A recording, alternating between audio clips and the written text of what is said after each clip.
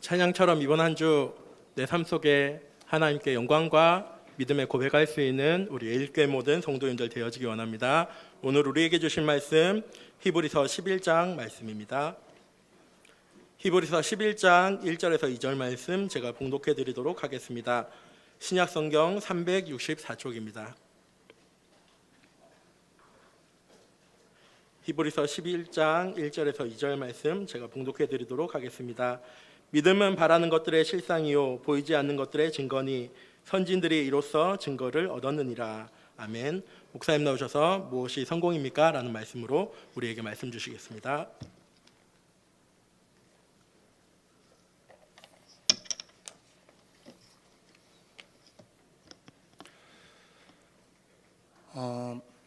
우리 담임 목사님, 우리 미주 렘넌트 대회를 위해서 우리 팀장들 먼저 훈련하는 영성 훈련을 위해서 미국 동부 지역 또 사역을 함께 이동을 하셨습니다. 이번 주부터 다음 주까지 진행되시는 우리 목사님 사역을 두고 우리 성도님들 꼭 함께 기도해 주셨으면 합니다. 어떻게 보면 담임 목사님 이제 종종 이렇게 해외 사역으로 인해서 안 계시는 주간들이 한 번씩 있죠. 우리 목사님 어디 가셨구나라고 여겨지실 때는 우리 성도님들께서 꼭 담임 목사님 일정을 두고 함께 꼭 기도해 주시기를 부탁드립니다.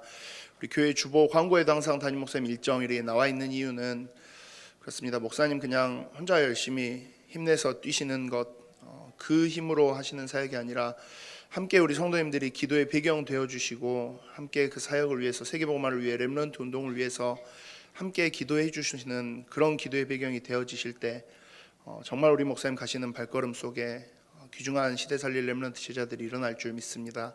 그래서 그 렘넌트 운동에 담임 목사님 혼자 뛰시는 렘넌트 운동이 아니라 우리 성도님들 기도로서 함께 하시는 렘넌트 운동 되실 수 있기를 소망합니다. 오늘은 또 제가 함께 오늘 예배 말씀으로 섬기고자 합니다.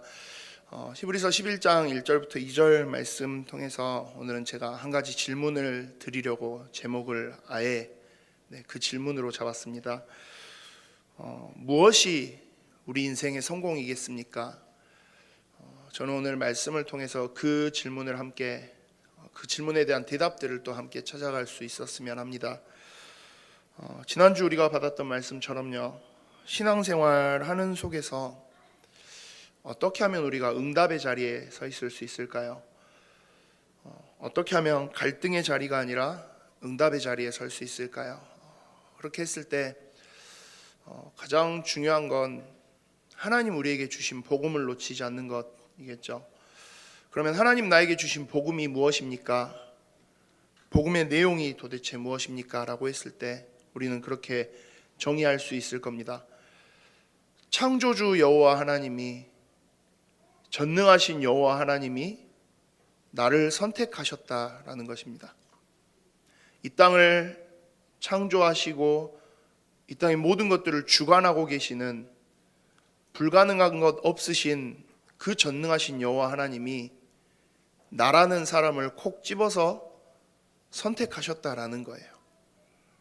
왜 나를 선택하십니까? 내가 어떤 사람인데요? 원래 우리의 모습은 무엇입니까? 원래 제 모습은 창세기 3장에 하나님 떠난 그 문제 속에서 사단의 종, 노예로 죽어가는, 멸망의 길 가운데 가는 그 사람이었죠. 세상 사람들이 다 똑같이, 모든 사람들이 마찬가지로 모두가 빠져 있는 그 문제, 하나님을 떠나 있는 그 죄의 문제, 불신자 상태의 그 모든 문제들, 거기에 우리도 똑같이 들어있던 사람들이었죠. 원래대로면 우리도 똑같이 그 속에서 멸망받는 사람들이었어요. 그런데 그 길 속에 있는 나를 하나님께서 선택하셨다라는 거예요. 내가 너는 구원할게, 내가 너는 구원해낼 거야 라고 선택하셨다라는 거예요. 그 선택으로 인해서 내 모든 그 문제를 해결하시기 위해서 하나님이신 그분이 인간의 몸을 입고 이 땅 가운데 오셨다라는 거예요. 그분이 바로 예수 그리스도이신 거죠. 그 예수 그리스도께서 죄 없으신 분이 십자가에서 죽임을 당하셨어요. 무엇 때문에요? 내 죄의 문제를 해결하시려고요.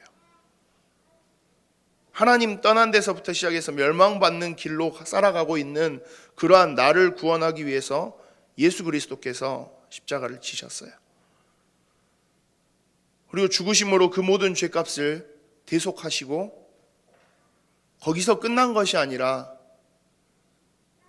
그 모든 사단의 권세, 죽음의 권세, 죄의 권세를 이겨내시는 참 하나님이신 것을 또한 증명하기 위해서 다시 살아나셨어요.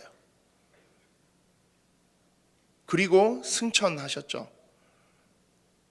우리의 모든 나라는 사람의 모든 구원의 사역을 예수 그리스도를 통하여서 완성하신 거죠, 하나님이. 그게 하나님께서 우리에게 주신 복음의 내용입니다. 내가 뭐 잘났다고, 내가 뭐 대단하다고. 그런데 그러한 나의 모습을 아시면서도 굳이 나를 구원하시기 위해서, 굳이 나를 살리시려고 예수 그리스도께서 십자가를 지셨다는 거예요. 참 어떻게 보면 은혜의 이야기이기도 하고요, 양심적으로 놓고 보면 참 염치 없는 이야기이기도 하고요. 근데 그게 성경에서 이야기하고 있는 복음의 진리입니다. 나를 하나님의 자녀로 삼으시고 거기서 끝나고 그치는 게 아니고요, 또한 구원하시고 그냥 내버려 두시는 게 아니라 이 땅 가운데서 살아가는 최고의 축복, 임마누엘의 축복을 우리에게 허락하신다라고 이야기합니다. 성령으로 내 안에 거하시면서 나와 함께 하신대요. 그게 하나님 우리에게 주신 복음의 진리이죠. 그런데 여기까지는 우리가 알아요. 말씀을 통해서 예배 때도 듣고 목사님 말씀을 통해서 항상 늘 전달하시는 그 말씀, 여기까지는 우리가 잘 알아요. 그런데 이게 어디에 머물러 있냐? 우리의 머릿속에만 머물러 있어요. 그리고 실제로 내 삶 속에서 누려지는 것들이 없어지기 시작해요. 그렇게 되면 어떻게 됩니까? 지난주 말씀처럼 갈등의 길로 가는 거죠. 갈등 위에 서 있게 되는 거죠. 모든 게 다 마찬가지겠죠. 머릿속에 있는 것과 실제로 행하는 것, 어떠한 결과물이 나오기 위해서는 분명히 무언가의 행동이 있어야 돼요. 머릿속으로 아무리 생각만 하고 있는다, 절대 그건 결과물로 나오지 않아요. 저는 우리 성도님들 보시는 것처럼 좀 몸이 지금 계속 이렇게 커져 있어요. 근데 항상 머릿속으로 생각은 해요. 살 빼야지, 다이어트 해야지, 조금 먹어야지, 운동도 좀 해야지. 머릿속으로 안 한다고 여겨지실지 모르겠지만 제 나름대로 머릿속에서 항상 그 생각이 쉼없이 있어요. 밥 때가 되면 조금 먹어야지. 그런데 막상 밥을 먹기 시작하면 또 두 그릇 세 그릇이 제 앞에 놓여 있고요. 운동해야지. 아파트 우리 집 이제 뭐 옥상까지 이렇게 갖고 엘리베이터 안 타고 운동도 하고 계단도 타봐야지 생각은 해요. 그리고 집에 가면 어떻게 합니까? 바로 눕죠. 그리고 그 다음날 아침에 일어나니까요. 그 결과가 뭡니까? 지금 보시는 이게 결과예요. 왜 살이 안 빠집니까? 제가 무슨 다른 병에 걸려서 살이 안 빠질까요? 아니요. 많이 먹고 안 움직여서요. 그러면 어떻게 하면 살이 빠집니까? 조금 먹고 많이 움직이면 돼요. 그런데 왜 안 해요? 실제로 안 하거든요. 머릿속에서는 생각은 해요. 다이어트 해야지. 그런데 실제로 하는 것이 전혀 없어요. 그러면 어떤 결과가 나와요? 내가 지금 뭘 하고 있느냐에 대한 결과가 그대로 드러나는 거죠. 영적으로도 마찬가지 이야기인 거예요. 내가 하나님이 주신 이 복음 실제로 내 삶 속에서 누리고 체험하고 그럴 수 있는 전혀 여지가 없으면서 내가 하나님 주시는 은혜 받았으면, 내가 하나님 주시는 은혜 안에 있어야지, 하나님 내가 축복받고 하나님 주시는 응답받고, 정작 내 삶 속에서 임마누엘, 예수 그리스도, 하나님의 나라, 이 모든 응답들 전혀 실제로 누리고자 하는 조금의 시도, 생각은 해요. 내가 성령 충만 받아야지. 우리가 말로는 정말 이야기해요. 기도해야지.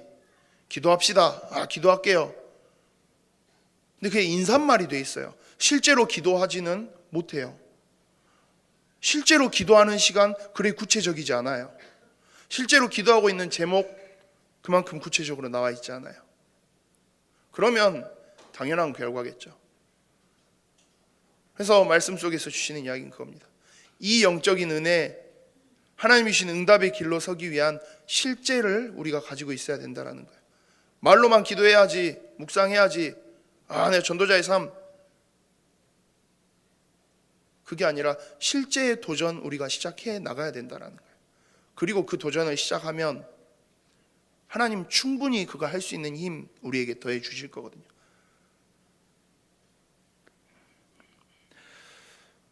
오늘 그 속에서 오늘 함께 나누고자 하는 말씀,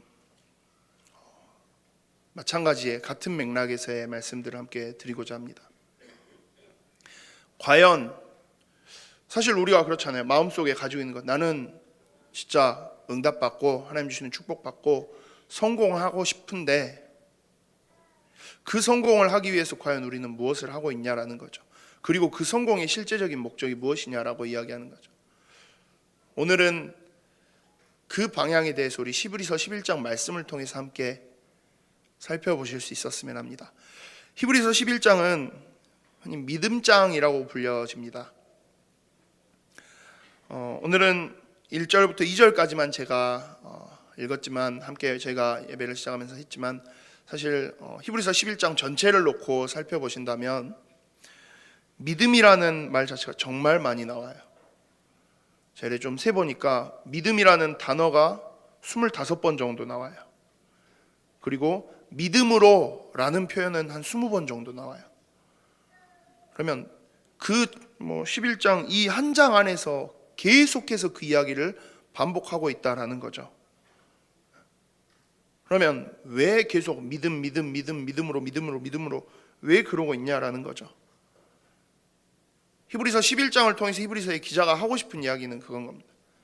자, 우리가 신앙생활 하는데 응답받는데 하나님 주시는 축복 누리는 데 있어서 가장 중요한 게 뭐겠냐? 우리의 신앙생활을 시작하는 데 있어서 가장 정확하게 시작하는 것이 무엇이겠냐? 믿음이다 라고 이야기하고 있는 겁니다. 그러면 왜 믿음입니까? 다른 것도 많은데요. 왜 믿음이 그렇게 중요하고 믿음이 전부다라고 이야기하는 겁니까? 우리가 구원받는, 여러분들의 저를 포함해서 우리 모두가 구원받는 그 구원의 여정 속에서요, 하나님이 우리에게 요구하셨던 건 딱 하나입니다. 무엇이죠? 믿음이에요. 왜요? 애초에 아까 서론에도 이야기 드린 것처럼 애초에 저는 사단의 손 아래에서 죽을 사람이었어요. 멸망할 사람이었어요. 죽는 사람이었어요. 그게 내 운명이었고 내 인생의 모든 미래였어요. 그런데 그 죽음 가운데 살아 있어야 할 나를 하나님께서 선택하셔서 예수 그리스도를 통해서 구원하셨다라는 거죠. 굳이 세상에 괜찮은 사람 참 많은데, 세상에 능력 있고 뛰어난 사람 정말 많은데 굳이 좀 모자라 보이고 연약하고 되게 부족한 나를 선택하셔서 구원하셨어요. 얼마나 감사하고 얼마나 죄송한 일입니까? 이 죄송한 마음, 하나님 내가 뭘로 갚아드릴까요? 내가 어떻게 해야 될까요? 그 질문 앞에 하나님이 하시는 대답은 딱 하나예요. 그래, 미안한 만큼 돈을 가져와 봐라. 미안한 만큼 일을 열심히 해봐라. 미안한 만큼 공부를 열심히 해봐라. 아니요, 하나님 그 이야기 하지 않아요. 구원받는 데 있어서 하나님이 내것이는 유일한 조건은 딱 하나입니다. 뭐요? 믿음이요. 애초에 우리의 돈, 우리의 실력, 우리의 노력, 우리의 지식, 우리의 경험, 구원받는 데 있어서는 하나도 필요 없어요. 왜요? 그것들로 이 문제들을 해결할 수 없는 거거든요. 내 힘으로, 내 수준으로, 내가 아무리 뛰어난 인간이라 하더라도 내 힘으로는 절대 해결할 수 없는 문제거든요. 그래서 하나님이 네가 못하니까 내가 해줄게, 라고 해결해 주신 게 우리의 구원이에요. 그 상황 속에서 우리가 하는 건, 할 수 있는 건 뭐밖에 없습니까? 애초에 우리가 할 수 있는 건 아무것도 없어요. 하나님 우리에게 있어서 다른 거 필요한 것도 하나도 없어요. 단지 하나님이 나를 구원하시겠다, 예수 그리스도를 통해서 나의 모든 걸 해결하셨다라는 그 사실을 우리가 믿고 고백하는 것, 그게 우리에게 있어서는 전부인 거죠. 믿음의 고백, 예수 그리스도를 나의 주인으로 구주로 내가 시인합니다, 마음으로 믿어서 입으로 시인하고 하는 그 고백, 그게 사실 우리가 구원받는 데 있어서 우리가 한 전부예요. 하나님의 자녀의 축복, 신분, 권세 어마어마하다라고 이야기하는데 그 모든 어마어마한 것들을 우리가 누리게 되는 데 있어서 우리가 한 건 뭡니까? 믿음의 고백 하나 했어요. 인간적으로 봤을 땐 염치 없는 걸 수도 있죠. 죄송스러운 걸 수도 있겠죠. 그래서 어떻게 보면 우리가 하나님의 은혜라고 표현해요. 그런데 하나님 입장에서는 애초에 우리의 다른 것들이 아무것도 필요치 않아요. 그리고 그 속에서 하나님 우리에게 요구하시는 건 그냥 그거 하나예요. 믿음의 고백이요. 하나님, 예수 그리스도를 통해서 나를 구원하셨음을 내가 믿습니다. 하나님이 나의 주인 되심을 내가 믿습니다. 하나님이 내 인생의 모든 주관자 되심을 내가 믿습니다. 하나님 우리에게 요구하시는 건 그거 하나예요. 하나님이 내 인생의 주관자 되신다, 하나님이 내 인생의 주인 되신다, 그 사실을 우리가 이제는 믿는 믿음. 우리가 구원받는 데 있어서는 예수 그리스도가 나를 구원하셨습니다, 나의 모든 문제를 해결하셨습니다 라는 그 믿음의 고백이 필요했다면, 이제 하나님의 자녀가 된 우리에게 있어서 필요한 믿음의 고백 무엇입니까? 하나님, 당신이 나의 주인이십니다. 하나님이 내 인생의 모든 걸 이끌어 가시고 주관하시는 분이십니다. 그 믿음의 고백이 필요하겠죠. 실수가 없으신 하나님이다 라고 이야기해요. 실수가 없고 틀리지 않으시고 깜빡하지 않으시는 하나님이다 라고 이야기해요. 그 하나님이 나의 주인 되신다라는 것, 우리가 그 고백을 할 수 있어야 돼요. 그런데 그러다 보면 하나가 걸리는 게 이제 좀 있어요. 지난주 말씀처럼 왜 나는 갈등이 계속됩니까? 왜 내 앞에는, 내 인생에는 문제가 계속 생깁니까? 왜 어려움이, 위기가 나는 왜 계속 끊이지 않고 계속되는데요? 왜 그럴까요? 실수가 없으신 하나님이라면서요. 실수가 없으시고 깜빡하지 않으시는 하나님인데 도대체 왜 내 앞에는 이 문제가 계속되는 겁니까? 실수가 없다라는 말이라면, 실수가 없으신 하나님이라면 이 문제가 오는 것도 결국은 하나님의 계획 속에 있다라는 이야기겠죠. 그 계획 도대체 뭐냐는 거죠. 도대체 어떤 계획이길래 하나님 나에게 이 문제를, 이 어려움을, 이 갈등을 나한테 왜 계속 던져주시냐라는 거죠.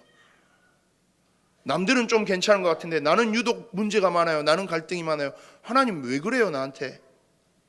그 이야기를 우리가 문득문득 하게 되죠. 왜 하나님이 이 문제들을 우리에게 주시겠습니까? 마찬가지죠. 이 믿음의 고백 우리가 하나님께 드리기를 원하시는 거예요. 그냥 있으면 안 하거든요.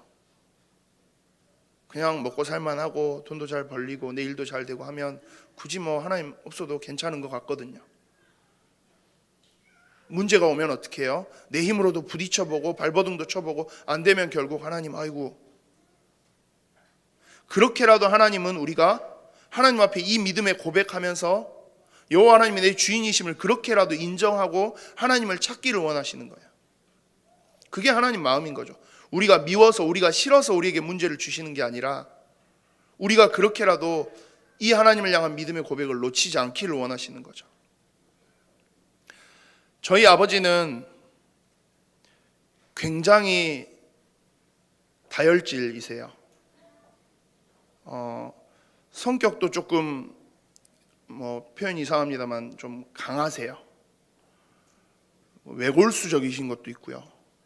굉장히 극단적이시기도 하고요. 이제 제가 아들이 태어나고 이제 요즘에 이제 할아버지 이제 보고 싶어 하실 것 같으니까 이렇게 손주 사진도 찍고 동영상도 찍어서 이렇게 카카오톡도 막 보내드리고 하는데, 지난주에는 갑자기 카톡이 하나가 왔어요. 갑자기 저랑 이제 저희 와이프 보고 니네가 예수 그리스도 진짜 똑바로 각인돼서 안 하면 애한테 전달 안 된다. 애기한테 진짜 그거 똑바로 각인시켜라. 앞으로 사진 찍고 아니 뭐 동영상 찍어서 올릴 때 무조건 예수 그리스도 외쳐주고 예수 그리스도 노래해주고 그런 것만 해서 올려라. 안 그러면 동영상 올라오는 거 다 삭제할 거다 하시더라고요. 카톡을 보면서 제가 한숨을 한참 쉬었어요. 우리 아버지 또 시작했구나. 또 시작을 하셨구나. 그래서 이제 그날 밤에 저희 아버지한테 이제 전화를 이렇게 했어요. 저와 저희 아버지 관계가 이렇게 사이가 막 이렇게 막 살가운 그런 사이는 전혀 아닙니다. 절대 전화 통화가 1분 이상 넘어가지 않아요. 심지어 본인 할 이야기만 하고 끊으세요. 바로 아버지 하면 이미 끊어져 있고. 그런데 지난주에는 제가 저희 아버지랑 1시간 반을 통화를 했어요. 참, 그 1시간 반의 통화 내용이 어땠겠습니까? 분위기가 아버지 뭐 이런 분위기였을까요? 아니요. 1시간 반 내내 혼났어요.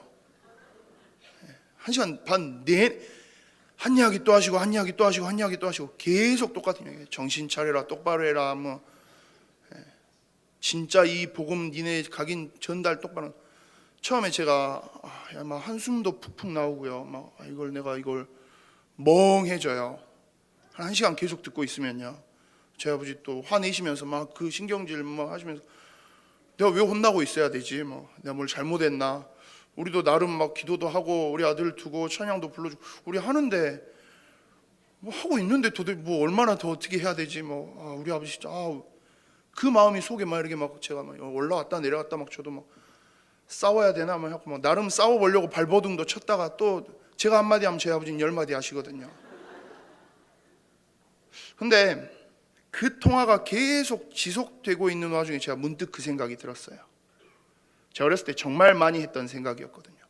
우리 엄마 아빠는 왜 이렇게 엄격하지? 우리 엄마 아빠는 왜 이 난리지? 왜 예배 뭐 다른 친구들은 예배 조금 빠져도 괜찮은데 저는 예배 빠지면 죽도록 맞아요.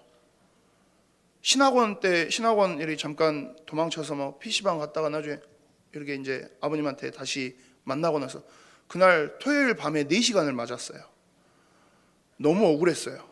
다른 친구들은 괜찮은데 왜 나만? 나중에는 그게 도가 심해지셔서 이제 저만 때리시는 게 아니라 교육자신데도 불구하고 우리 중고등부 랩런트들을 때렸어요.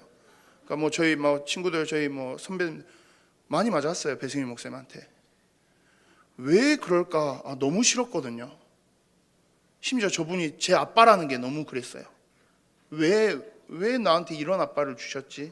근데 이제 와서 돌이켜 보면 이해가 돼요. 이해가 확 돼요. 뭐가 이해가 되느냐? 제 성격이 저는 옆에서 잔소리 안 하면 한없이 늘어지는 성격이에요. 옆에서 막 이렇게 막 이렇게 난리치지 않으면 한없이 그냥 태평하게 있는 스타일이에요. 그러니까 살도 이렇게 찌겠죠. 근데 저희 아버지 어머니 그걸 아시는 거죠.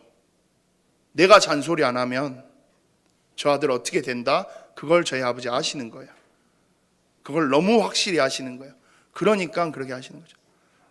만약에 저희 아버지 어머니가 저한테 잔소리를 안 하고 키우셨다라면 저는 굉장히 지금 처참하게 살고 있었을 것 같아요. 지금 와서 생각해 보면 이제는 이해가 돼요. 우리 아버지가 왜 그렇게 잔소리를 하셨을까? 아는 거죠. 이 잔소리 안 하면 네가 어떻게 된다라는 걸. 그러고 나니까 제가 저희 아버지한테 이제 전화의 마지막에 제가 그랬어요. 아버지 그러네요. 예, 감사합니다 그랬어요. 저희 아버지도 당황하셨어요. 전화를 바로 끊으시더라고요. 그 다음에 이제 토요일 날 또 제가 한번 또 통화할 일이 있어서 그날도 또 한 1시간 정도 통화하는데 말을 하시길래 제가 계속 그냥 예 감사합니다 근데 또 빨리 끊으시더라고요. 무슨 이야기입니까? 하나님 왜 우리에게 문제를 주세요? 하나님 우리에게 왜 갈등을 주세요? 실수가 없으신 그분이, 완전한 계획 가지고 계신 그분이 나에게 왜 계속 어려움을 주세요? 그거 안 하면 내가 하나님 앞에 믿음의 고백 안 하거든요. 그거 없으면 내가 하나님 앞에 똑바로 안 쓸 것 같거든요.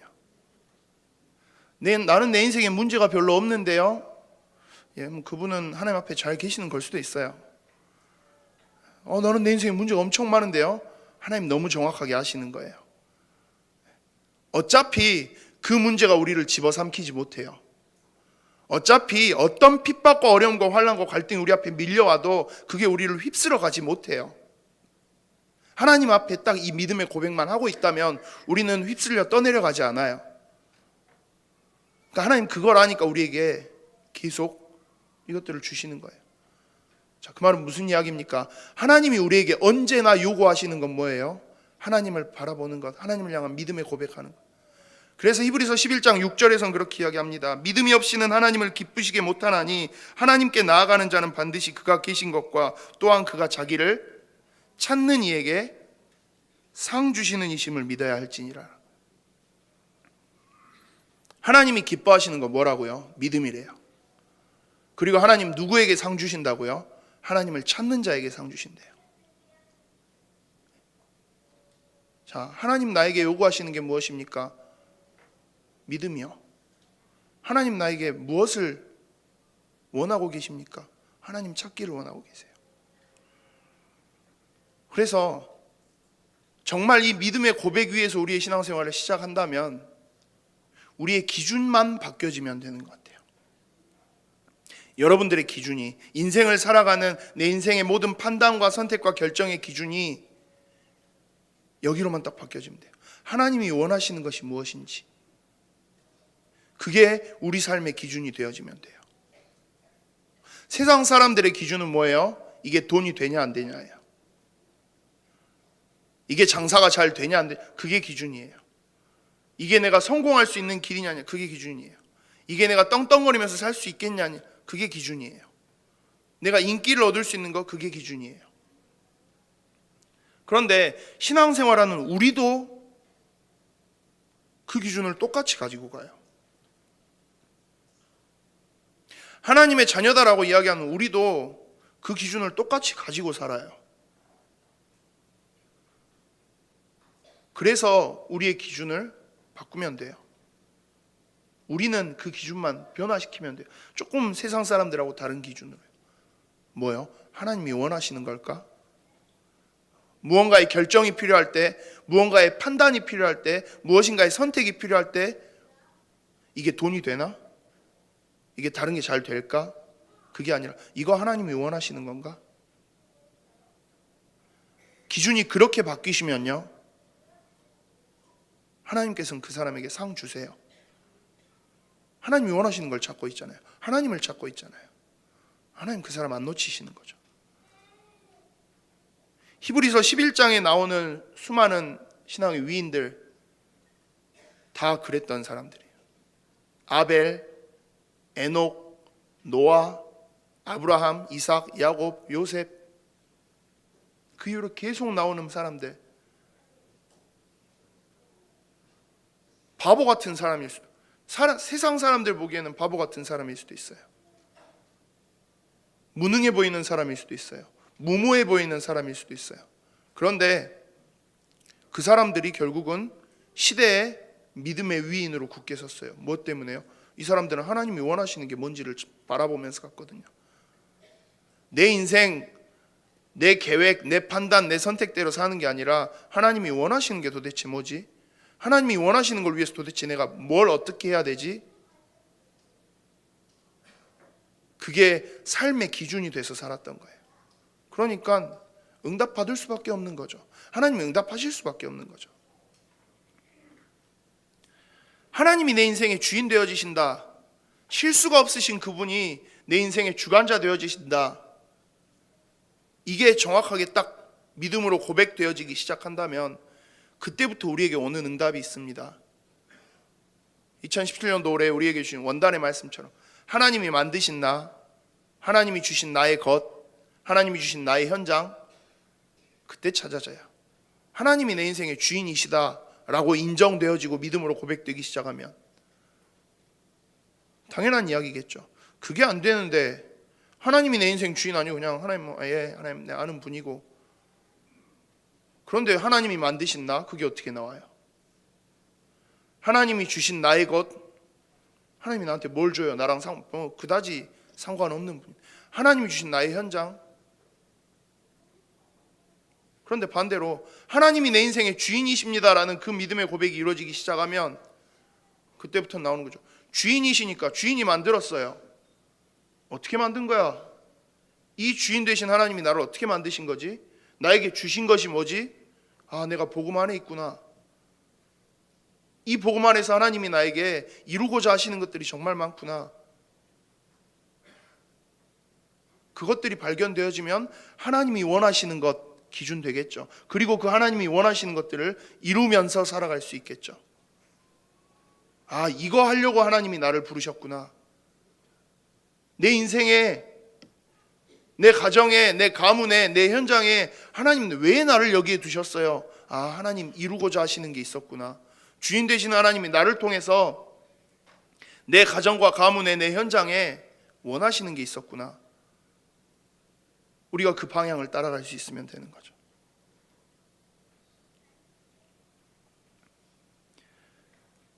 여러분들 어떤 기준을 가지고 계시는지 한번 확인해 보셨으면 해요. 나는 지금 내 인생의 기준 무엇일까? 세상 사람들처럼 똑같이 돈인지, 명예인지, 권세인지, 출세인지, 아니면 정말 하나님이 원하시는 것인지. 한 주간 말씀을 기억하시면서 기도하시면서 또 한번 질문해 보셨으면 합니다. 하나님 앞에 또한 질문해 보셔야 돼요. 그게 가장 좋은 길이겠죠. 하나님, 나 지금 하나님 원하시는 것을 위해서 살고 있어요? 나 지금 하나님 원하시는 것이 나한테 기준이 돼 있어요? 그 기도 별거 아닌 것 같은 기도겠지만 그 고백을 여러분들 하나님 앞에 하기 시작하시면 머릿속에서만 있던 이 하나님의 복음이 여러분들 삶 속에서 조금씩 확인되어질 수 있습니다. 그러면 제목처럼 다시 한번 질문 드리고 싶습니다. 인생의 성공이 목표다라고 많은 사람들 그렇게 살아가는데 무엇이 우리에게 있어서 성공입니까? 세상 사람들이 이야기하는 좋은 직장, 좋은 대학, 많은 연봉, 그거 이루면 그게 성공입니까? 신앙생활 하고 있는 우리들조차도 사실 성공의 기준을 거기에 둬요. 아, 렘넌트들이 좋은 대학 갔어요. 그럼 성공한 거예요.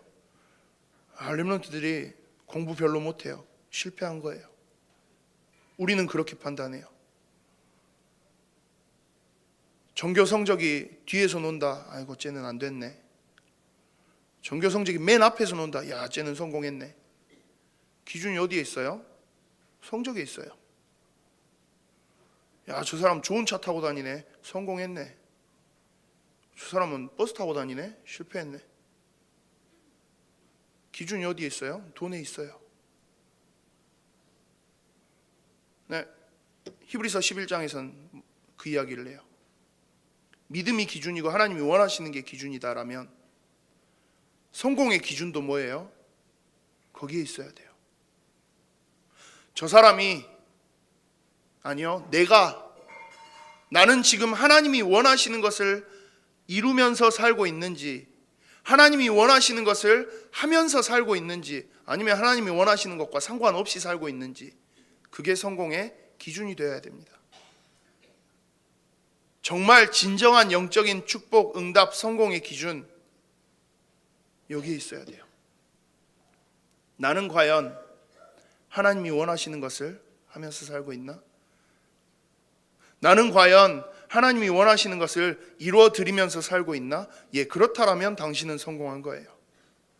근데 하나님 원하시는 게 뭔지도 모르겠고, 하나님 나와 함께 뭐 그런 것 같고, 뭐 가물가물하고 애매하고, 과연 성공입니까?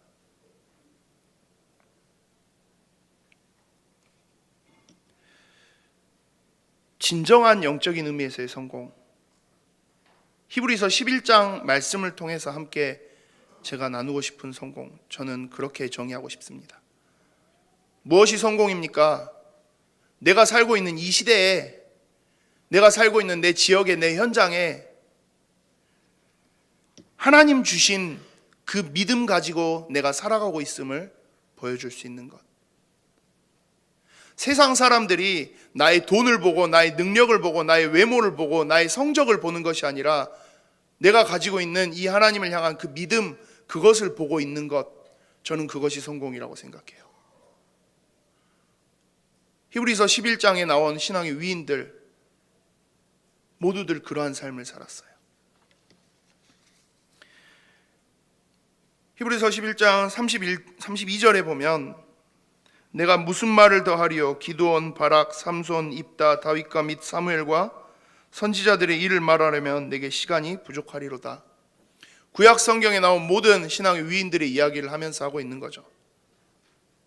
이 모든 사람들이 어떻게 살았습니까? 이 사람들이 그 시대 앞에, 그들의 현장 앞에 무엇을 보였습니까? 자기의 능력이요? 자기의 실력이요? 아니요, 그걸 뽐내지 않고요, 여호와 하나님을 향한 믿음을 보여주고 살았어요. 비록 그게 처음엔 사람들에게 손가락질 당하고 무시당하고 조롱당하는 것이라 할지라도 여호와 하나님을 향한 믿음을 보여주면서 살았어요. 나는 하나님을 믿는 사람입니다. 나는 하나님이 나와 함께 하심을, 하나님과 동행하는, 하나님 주신 이 복음 안에 있는 사람입니다. 그걸 현장에 보여주는 사람이에요. 그게 성공의 기준이라는 거죠. 그게 성공한 사람이라는 거죠.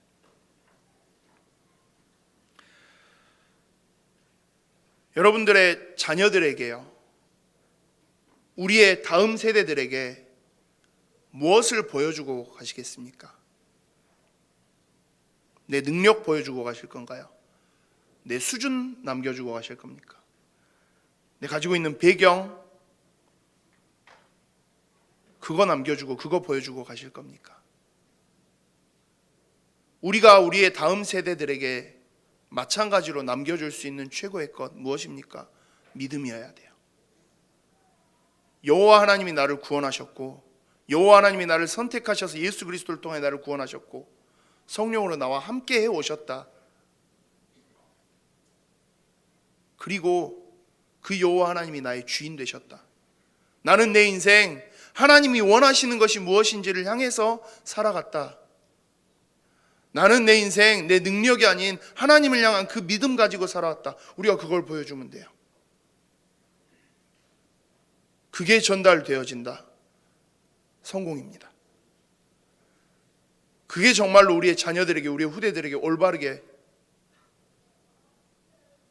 확실하게 전달되었다. 예, 그러면 성공입니다. 감히 오늘 말씀을 통해서 제가 나누고 싶은 이야기의 핵심입니다. 무엇이 성공입니까? 여러분들의 지금까지 인생을 한번 돌아보시고요, 내 인생 성공했는지 실패했는지를 한번 가늠해 보셔도 돼요. 근데 실패라고 여기시는 분들이 계실 수도 있어요. 아직도 왜요? 내 모습 보고. 그게 아니라 지금 이 순간 내가 하나님 앞에 믿음을 고백하면서 서 있을 수 있다면, 지금 이 순간 내가 하나님이 원하시는 것이 무엇이지 다시 기도하시면서 고민하고 서기 시작하셨다면, 그러면 그것만으로도 성공이에요. 이미 세상이 말하는 성공이 아니라 하나님 앞에서 믿음의 성공하시는 그러한 성공자들 되시기를 정말 간절히 소망합니다. 말씀을 마무리하고자 합니다. 여러분들의 삶 속에서요, 여러분들이 살아가시는 하루하루의 일상 속에서 이 참된 성공을 위해서 하나님이 역사하실 수 있는 틈을 만들어 보셨으면 합니다. 아직도 내 인생의 주인이 나예요. 여전히 믿음을 고백하겠다라고 했지만 결정적인 상황이 왔을 땐 내가 모든 걸 그려나가요. 내가 생각하고 계획하고 그림 그려놓고 모든 결론을 이미 다 내려놨어요. 그리고 나서 하나님 앞에 뭐라고 기도합니까? 자, 하나님, 내가 이렇게 하렵니다. 축복해 주십시오. 응답해 주십시오. 이미 내가 다 끝내놨어요. 하나님이 역사하실 수 있는 여지를 내가 전혀 안 남겨놨어요. 하나님 계획이 뭐죠? 묻는 게 아니라 하나님, 내가 이렇게 합니다. 축복해 주십시오. 혹시나 그렇게 우리가 기도하고 있다면 한번 바꿔 볼 수 있었으면 해요. 하나님, 이런 것들이 있습니다. 어떤 게 하나님 원하시는 거죠?